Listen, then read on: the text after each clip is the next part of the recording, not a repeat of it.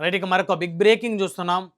గన్నవరం మాజీ MLA YCP నేత వల్లభనేని వంశీ గారి ఆరోగ్యం విషమిస్తూ ఉంది. ప్రస్తుతం ఆయన అనేక కేసులు ఎదుర్కొంటా ఉన్నాడు. అయితే ఈరోజు ఉదయం ఆయన కంకిపాడు పోలీస్ స్టేషన్లోనే వాంతులు చేసుకున్నాడు.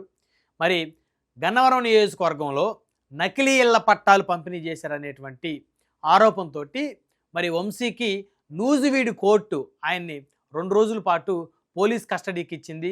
కంకిపాడు పోలీస్ కస్టడీకి ఇచ్చింది. సో పోలీసులు కూడా కస్టడీ కోరారు. సో ఆయన కంకిపాడు పోలీస్ స్టేషన్లో ఉన్న 2 రోజులు ఆయన విచారణకు హాజరవ్వాల్సి ఉంది.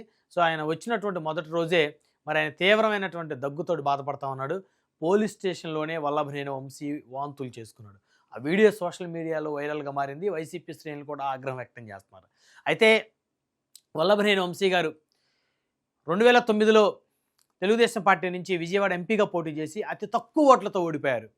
అప్పుడు కాంగ్రెస్ పార్టీ అభ్యర్థిగా ఎవరైతే లగడపాటి రాజగోపాల్ గారు ఉన్నారో ఆయన చేతుల మీద. 2014లో గన్నవరం నియోజకవర్గం నుంచి మొట్టమొదటిసారి ఆయన ఎమ్మెల్యేగా గెలిచారు తెలుగుదేశం పార్టీ నుంచి. ఆ రోజు తెలుగుదేశం పార్టీ అధికారంలో ఉంది. వంశీ గారు ఒక హావా తెలుగుదేశం పార్టీలో సాగింది. మరి ఏమైందో ఏమో తెలియదు. 2019లో మళ్ళీ ఆయన తెలుగుదేశం నుంచి ఎమ్మెల్యేగా గెలిచిన తర్వాత వైఎస్ఆర్ కాంగ్రెస్ పార్టీకి మద్దతుగా మాట్లాడటం మొదలుపెట్టాడు. 2019లో తెలుగుదేశం పార్టీ నుంచి గెలిచిన 23 మంది ఎమ్మెల్యేల్లో వల్లభనేని వంశీ గారు ఒకరు. ఆయనకు అప్పటి వరకు కూడా తిరుగు లేకుండా మరి ఆయన అంటేనే ఒక విజయవాడలో ఒక మాస్ లీడర్గా, విజయవాడ పార్లమెంట్లో కానీ ఉమ్మడి కృష్ణా జిల్లాలో కానీ ఒక మాస్ లీడర్ ఆయన. ఎందుకంటే విజయవాడ పార్లమెంట్కి పోటీ చేశాడు, గన్నవరం 2 సార్లు ఎమ్మెల్యే చేశాడు. సో అలాంటి వంశీ మరి ఆయన గతంలో పరిటాల రవి గారికి ప్రధానమైనటువంటి అనుచరుడిగా కూడా ఉన్నాడు. ఆయనకు ఆ మాస్ బ్యాక్గ్రౌండ్ ఉంది, మాస్ ఫాలోయింగ్ ఉంది, మాస్ పరిచయాలు ఉన్నాయి. కానీ ఏం జరిగిందో తెలియదు. కానీ నారా లోకేష్ గారికి ఈయనకి మధ్య చాలా గ్యాప్ వచ్చింది. నారా లోకేష్ గారు ఈయన్ని సోషల్ మీడియాలో ఈయన కుటుంబీకుల్ని మరి ఐటీడీపీ వాళ్ళ చేత తిట్టించాడని చెప్పేసి ఈయన గతంలో అనేక ఆరోపణలు చేశాడు. ఆ తర్వాత ఈయన కూడా ఇష్టానుసారంగా చంద్రబాబు నాయుడు గారి మీద, లోకేష్ గారి మీద పదే పరుష పదజాలం ఉపయోగించాడు. ఇంకొక రకంగా చెప్పాలంటే ఈయన చేసిన అతిపెద్ద తప్పు ఏంటంటే చంద్రబాబు గారిని, లోకేష్ గారిని తిడితే ఓకే, కానీ భువనేశ్వర్ గారిని, ఆవిడ శీలాన్ని శంకించే విధంగా ఈయన మాట్లాడి చాలా పెద్ద తప్పు అయితే చేశారు. ఆ తర్వాత క్షమాపణ కూడా చెప్పారు భువనేశ్వర్ గారికి. సో ఆ ఎపిసోడ్ అప్పట్లో కాస్త సద్దుమనింది.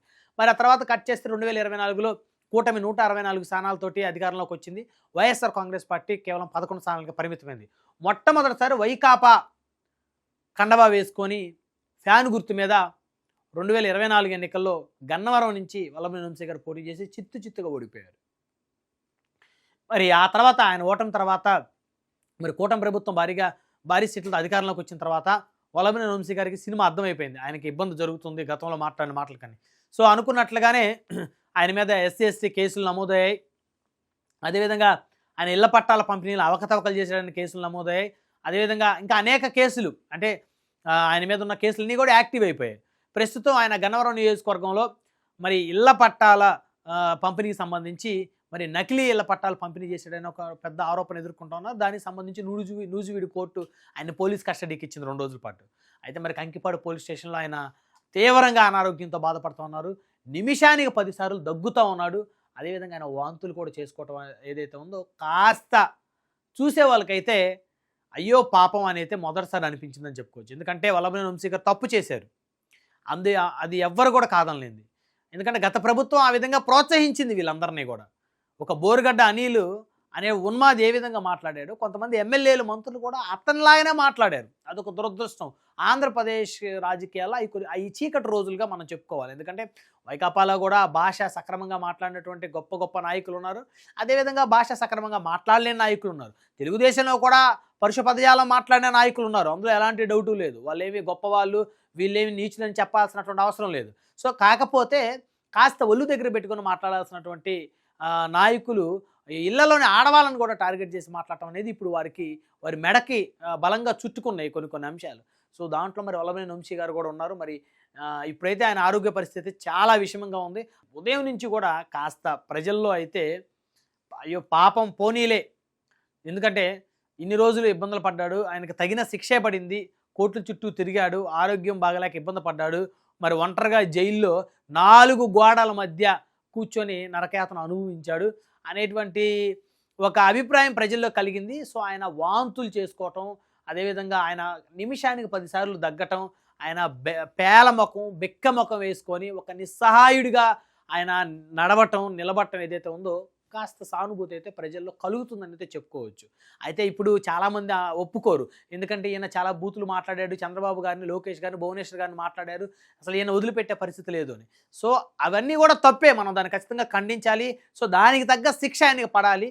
సో కానీ ఆయన ఈ విధంగా ఆరోగ్యం బాగలేక పోలీస్ స్టేషన్ల చుట్టూ తిరుగుతూ సో వాంతులు చేసుకుంటున్నటువంటి వీడియోలు బయటికి రావడంతో కాస్త భయానక వాతావరణం ఏర్పడింది. ఎందుకంటే ఒక మాజీ ఎమ్మెల్యే ఆయన మరి గతంలో రఘురామకృష్ణరాజు గారిని పోలీస్ కస్టడీలో ఏ విధంగా టార్చర్ చేసిందో వైసీపీ ప్రభుత్వం, ఆయన్ని కొట్టింది. ఆయన కాళ్ళ మీద విపరీతమైనటువంటి ఆయన అరికాళ్ళ మీద వాతలు బొబ్బలు చూసి ఒక్కసారిగా ఆ ఫోటోలు సోషల్ మీడియాలో వైరల్ అయ్యేసరికి రాష్ట్రం అంతా షేక్ అయిపోయింది. సోషల్ మీడియా యాక్టివిస్టులు అందరూ కూడా భయంతో వణికిపోయారు. రఘురామకృష్ణరాజు గారిని కొట్టారంటే ఇక మనల్ని కూడా కొడతారు, ప్రభుత్వానికి వ్యతిరేకంగా మాట్లాడతారు అనే అభిప్రాయం ఆ రోజు కలిగింది. అక్కడి నుంచి వైసీపీ పతనం మెల్లమెల్లగా ప్రారంభమవుతూ వస్తుంది. ఎందుకంటే ఎక్కడైనా కూడా ప్రభుత్వం ప్రేమతో పరిపాలన చేయాలి కానీ భయంతో పరిపాలన చేయకూడదు. ఎక్కడ కూడా ప్రజల అభిమానాన్ని పొందాలి కానీ ప్రజలను భయపెట్టి పరిపాలిస్తామంటే అది ఎక్కడ వర్కౌట్ అవ్వదు. సో ఈయన తప్పే చేశాడు. ఆయన చేసిన తప్పుకి తగ్గట్టు ఆయనకి శిక్ష పడాలి. ఆయన మాట్లాడిన మాటలు, లేకపోతే ఆయన ఏదైతే నకిలీ ఇళ్ల పట్టాల పంపిణీ చేశాడని కేసులు ఉన్నాయో దాని మీద వేగవంతంగా విచారణ జరగాలని కోరుకుందాం. అదేవిధంగా ఎస్సీ ఎస్టీ కేసులు ఏ ఉన్నాయి ఆయన మీద, సో నిజంగా ఒక దళితుడిని ఆయన చంపాలని ప్రయత్నించాడా, నిజంగా అదే కనుక జరిగితే పూర్తిగా కోర్టులో ప్రూవ్ అయితే ఆయనకి మరి ఆ కేసు సంబంధించి శిక్ష కూడా పడాలి. కానీ ప్రస్తుతం అయితే ఆయన కాస్త ఇబ్బంది ఎదుర్కొంటా ఉన్నాడు. కంకిపాడు ప్రభుత్వ ఆసుపత్రికి తీసుకెళ్లారు ఆయన ట్రీట్మెంట్ కోసం. మరి ప్రభుత్వ ఆసుపత్రిలో మరి ఏ విధంగా ట్రీట్మెంట్ చేస్తారో మరి చేస్తున్నారో అనేది అయితే ఇంకా అప్డేట్ అయితే లేదు మనకి. సో మొత్తానికైతే ట్రీట్మెంట్ అయితే చేస్తారు ప్రభుత్వ ఆసుపత్రిలో, కానీ చాలా ఇబ్బంది పడతా ఉన్నారు. ఆయన 20 కేజీలు పైగా బరువు కూడా తగ్గినట్టు తెలుస్తూ ఉంది. ఆల్రెడీ ఆయన భార్య గారు కూడా అధికారికంగా చెప్పారు, వైకాపా శ్రేణులు కూడా చెప్పారు 20 కేజీలు బరువు తగ్గాడు. ఎందుకంటే చాలా బాగుండేవాడు, వల్లభనేని వంశీ హీరోలాగా ఉండేవాడు. కానీ ఆయన నోటు దురుసు వల్ల మరి ఆ పరిస్థితికి వచ్చాడు. మరి ఇక్కడ ఒక డౌట్ వస్తూ ఉంది, మరి వల్లభనేని వంశీ ఎందుకు ఆ విధంగా అయిపోయాడు, మరి బోరుగడ్డ అనిల్ ఎందుకు సినిమా యాక్టర్ లాగా తయారయ్యాడు? బోరుగడ్డ అనిల్ అనేటువంటి ఉన్మాదికి పసిపిల్లలను రేపులు చేస్తున్న ప్రకటించిన ఉన్మాదికి ఏమో పడుకోవడానికి ఏసీ రూములు, మెత్తడి బెడ్లు, తినడానికి బిర్యానీలు.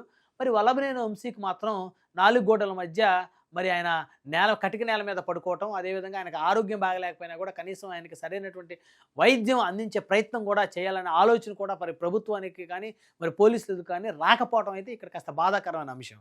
సో కాబట్టి వల్లభనేని వంశీ గారిని ఇంకా టార్చర్ పెట్టడం అనేది కరెక్ట్ పద్ధతి కాదనేటువంటి అభిప్రాయం అయితే ప్రజల్లో కలుగుతుంది.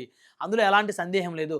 ఆయన చేసిన తప్పులు ఏవైతే ఉంటే ఆ తప్పులు తగ్గట్టు శిక్ష పడాలి. ఎందుకంటే గతంలో చంద్రబాబు నాయుడు గారు అన్నారు ఫాస్ట్ ట్రాక్ కోర్టులు ఏర్పాటు చేస్తాం, ఇమీడియట్గా శిక్ష పడే విధంగా చూస్తామని. సో అలాంటి ఫాస్ట్ ట్రాక్ కోర్టు ఏర్పాటు చేసి మరి ఆయన చేసిన తప్పుకు పడేటువంటి సెక్షన్ల కింద ఏ శిక్షలు పడతాయో, ఎన్ని రోజులు పడతాయో అన్ని రోజులు శిక్షలు వేయాల్సిన బాధ్యత కూడా కోర్టు న్యాయస్థానాల మీద ఉంటే అవి సక్రమంగా అమలు చేయించాల్సిన బాధ్యత ప్రభుత్వాల మీద కూడా ఉంటాయి. సో కానీ ఇంకా ఆ స్థాయిలో ఆయన టార్చర్ పెట్టి ఆయన చావాలి అని కోరుకోవటం ఏదైతే ఉందో అది మానసిక ఉన్మాదం అయితే అవుతుంది. ఎందుకంటే గతంలో ఆయన అదే అనుకున్నాం, వల్లభనేని వంశీ గారు, కొడాలి నాని గారు, ఆయన మాటలు, బూతులు అవన్నీ కూడా మానసిక ఉన్మాదులుగా వారు గతంలో మారారని అనుకున్న వాళ్ళే ఇప్పుడు వీళ్ళని టార్చర్ చేస్తూ వీరు ఆరోగ్యం బాగలేకపోయినప్పటికీ కూడా సరైనటువంటి వైద్యం అందించకపోతే వీరిని ఇంకా అదే విధంగా కనుక టార్చర్ చేస్తే ఖచ్చితంగా ఆ చేసేటువంటి వ్యక్తులు కూడా మానసిక ఉన్మాదులుగా ప్రజలు గనక వారిని అదే విధంగా గనక అనుకుంటే పరిస్థితి పూర్తిగా చేంజ్ అయ్యేటువంటి ప్రమాదం ఉంది. ఎందుకంటే ఇంకా వారి మీద సానుభూతి ప్రజల్లో కలుగుతుంది కాబట్టి ఇన్నాళ్ళు చేసిన తప్పుకి పరిహారం అనుభవించారు, శిక్ష అనుభవిస్తూ ఉన్నారు. అదేవిధంగా గతంలో క్షమాపణలు కూడా చెప్పారు కాబట్టి ఇక మరి వల్లభనేని వంశీ గారి ఆరోగ్యం దృష్టిలో పెట్టుకొని ముందు ఆయన్ని ప్రాణాలతో కాపాడాల్సినటువంటి బాధ్యత వ్యవస్థల మీద అయితే ఖచ్చితంగా ఉంది.